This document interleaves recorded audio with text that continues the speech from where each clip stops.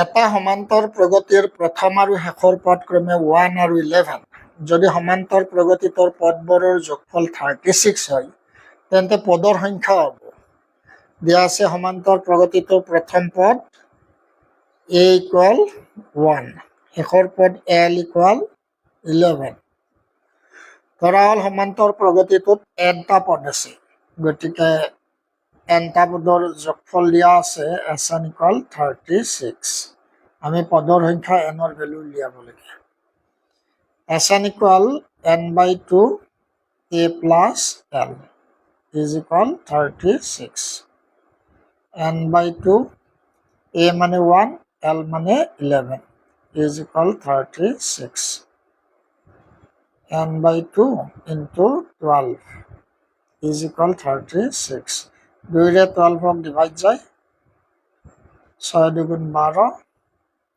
গতিকে 6n equal 36 6 रे উভয় পক্ষক ডিভাইড কৰিলে n equal 6 গতিকে সমান্তৰটোত প্ৰগতিটোৰ পদৰ সংখ্যা হ'ব 6 শুদ্ধ উত্তৰটো হ'ব a কোনটো সমান্তৰ প্ৰগতিৰ পদ আমাৰ চাৰিটা সমান্তৰ প্ৰগতি দিয়া আছে তাৰে কোনটো সমান্তৰ প্ৰগতিৰ 42 সংখ্যাটো এটা পদ হ'ব আমি এটা এটাকে টেষ্ট কৰিম এইটো টেষ্ট কৰিম হয় না নহয় ধৰা হ'ল 42 সংখ্যাটো 90 to 86 80 এই সমান্তৰ প্ৰগতিটোৰ n নম্বৰ টাৰ্মটো হ'ল 42 সংখ্যাটো এইটো n নম্বৰ টাৰ্ম গতিকে এই প্ৰগতিটোৰ প্ৰথম পদ দিয়া আছে 92 a equal 92 common difference d equal হ'ব 86 minus 92 is equal minus 12 minus 6 6 গতিকে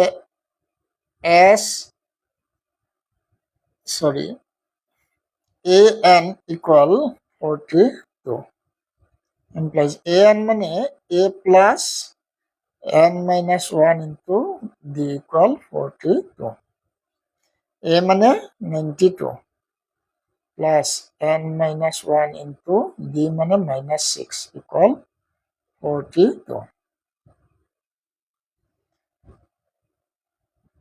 minus 6 n minus 1 is equal 42 minus 92 is equal 2 minus 2 0 9 minus 4 5 50 minus 50 minus minus cancel 6 and minus 1 is equal 50 implies n my 6n minus 6 equal 50 6n equal 50 plus 6 56 n equal 56 by 6 2 रे কাটি যাব 1 2 8 28 3 28 by 3 কিন্তু কোনো এটা সিৰিজৰ পদৰ সংখ্যা আমাৰ ভগ্নাংশ হ'ব নোৱাৰে গতিকে 42 তো a সমান্তৰ প্ৰগতিটোৰ পদ হ'ব নোৱাৰে আমি b টো এবাৰ টেষ্ট কৰিম তেনেদৰে b টোৰ ক্ষেত্ৰত হ'ব b টো টেষ্ট কৰিম a টোত নহয়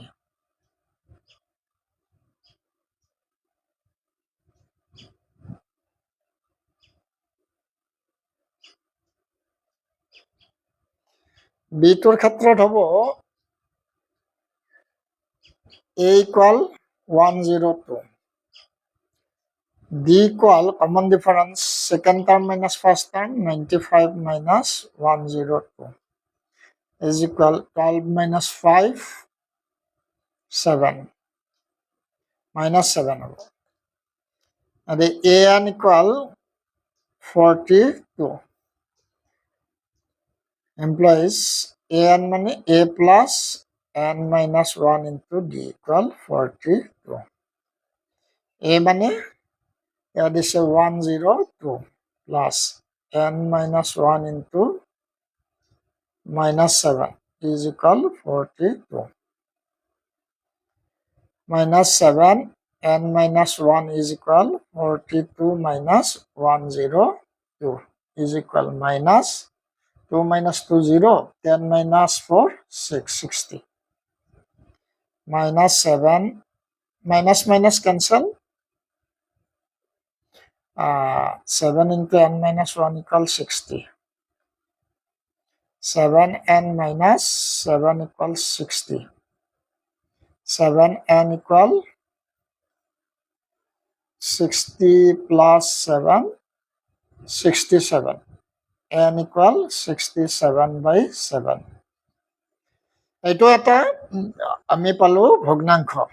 গতিকে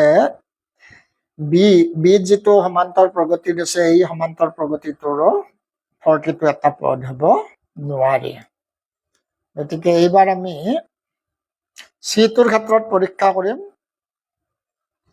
সিটোৰ দিয়া থকা সমান্তৰ প্ৰগতিটোৰ 42 এটা পদ হয় নে নহয়। সিৰ ক্ষেত্ৰত first term a equal to common difference d equal 6 minus 2 4, an equal 42, a plus n minus 1 into d equal 42, a মানে 2 plus n minus 1 d মানে 4 into 4 is equal 42.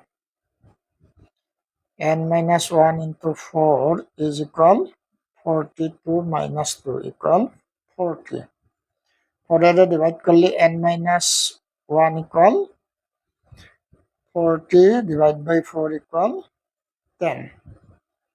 Implies n equal 10 plus 1 is equal 11. অর্থাৎ seat দিয়া থকা সমান্তৰ প্ৰগতিটোৰ 11 number পদটো 42 হ'ব। গতিকে শুদ্ধ উত্তৰটো হ'ব সি।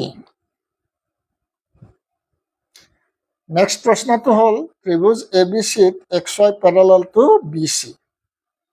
ধৰা হ'ল এইটো এটা ত্ৰিভুজ। ইয়াৰ নামটো হ'ল ABC।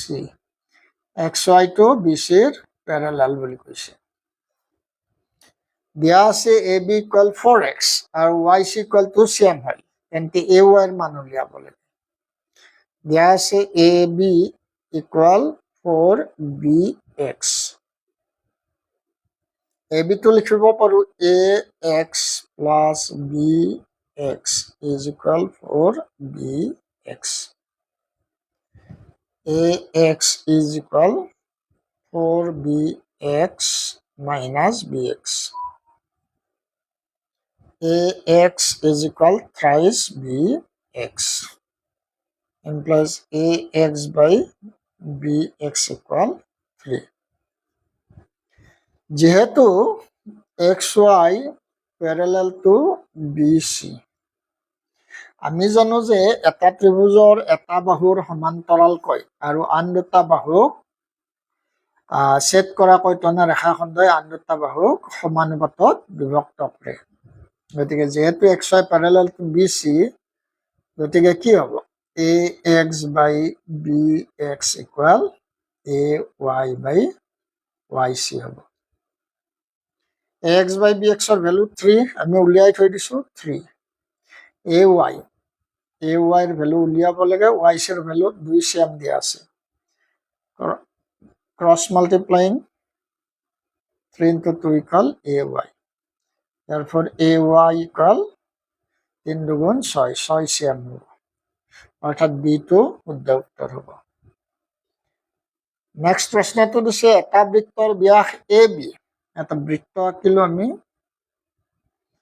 ইয়াৰ ব্যাসডাল দিয়া আছে AB।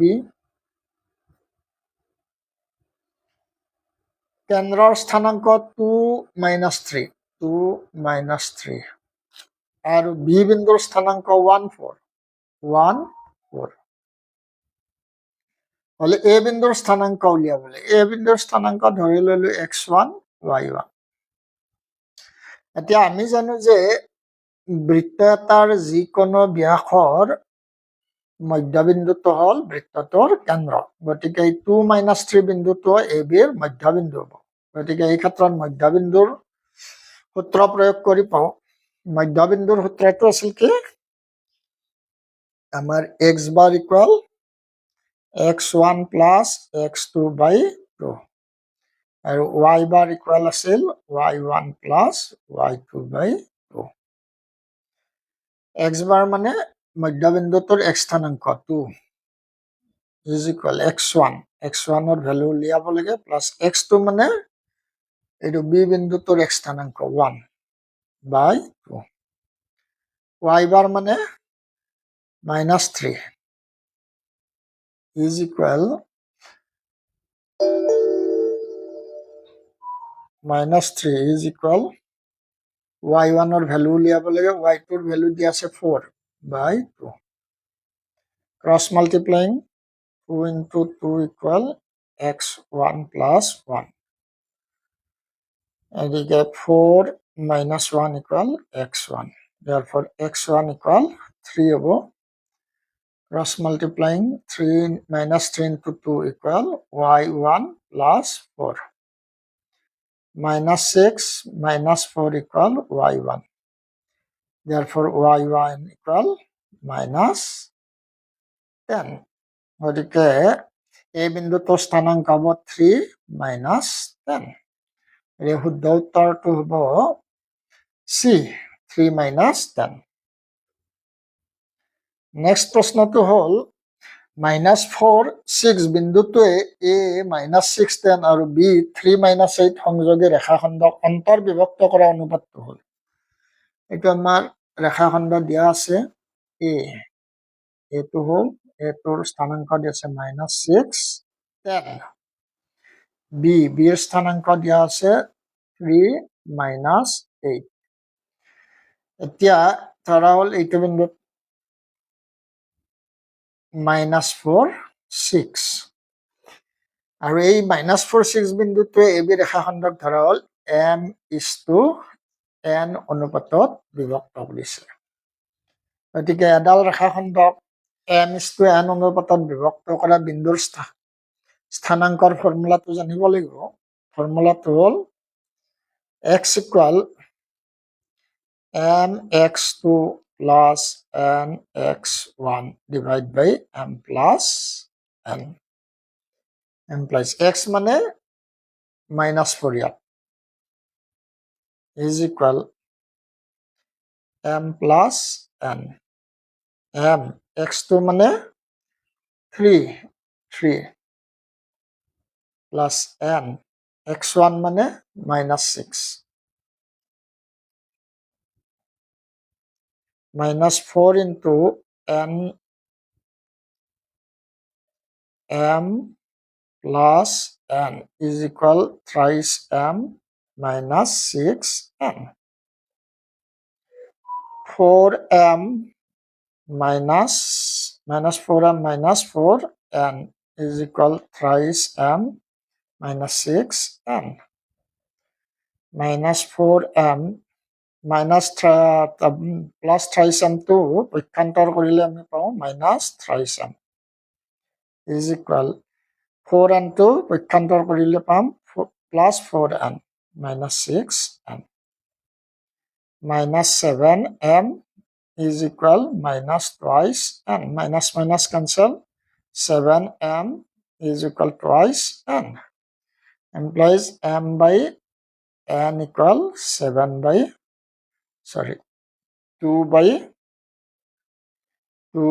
2 by 7 therefore m is to n equal 2 is to 7 গতিকে শুদ্ধ উত্তৰটো হ'ব B গতিকে এনেদৰে আমি প্ৰশ্নবোৰৰ উত্তৰ কৰিব পাৰোঁ